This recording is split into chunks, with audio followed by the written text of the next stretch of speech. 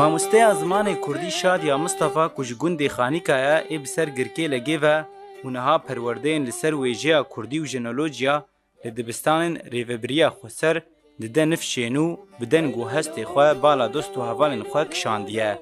Ku hemî kesên li dengê wê guhdar dikin, jê re bûne piştgirî ku ew xwe fêrî dengbêjiyê bike û xwe di hunera Kurdî de pêş bixe. Heta astekê ku gihîştiye ew bi xwe gotinên stranan dinivîse û saza wan amade dike.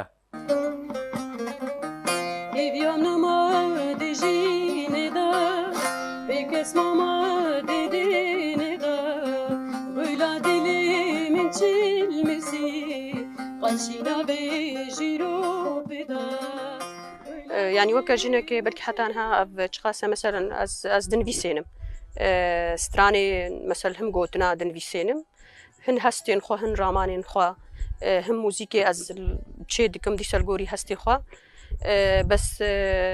يعني استانجياكو از دكشينم بيشغرينينا يعني بيشغرياكو اريكارياك هبه از بكاربم باسترانا بخما جحمو التا ستران وقتنا تاني هما تقوتن موزيك همان دميدا بلافكرنا وي هيا سر راست كرنا وي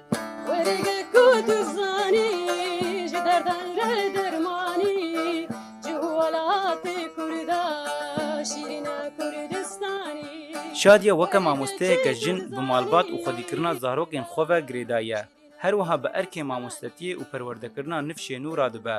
û wilo jî ji hunera Kurdî xwe dûr nexistiye ku dixwaze vî dengê xwe yê balkêş bike xizmeta civak û çanda Kurdî de.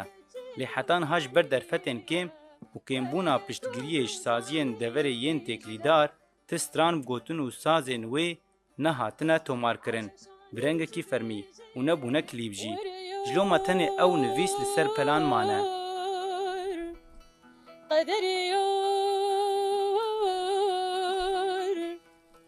قدري أشربك من قدري خلقي تجمر نبويار تذكرم بياكير دوري وستي بياي بيادا براستي أريكاري نينا هي فيدكن كوددا ما بيش دا آریکاری چه ببی یعنی هم دروج آوای کردستان ده هم پارچه دین کردستانی کاری کی ولو هفبشی کود آلیه هنری ده بتایبه ده آلیه استران گوتنی ده اجبر کو هنر ما دیرو کامیا براستی یعنی ده هنری ده بریا استرانه کی دیرو کو سرپیهاتین مین و شرطی هنه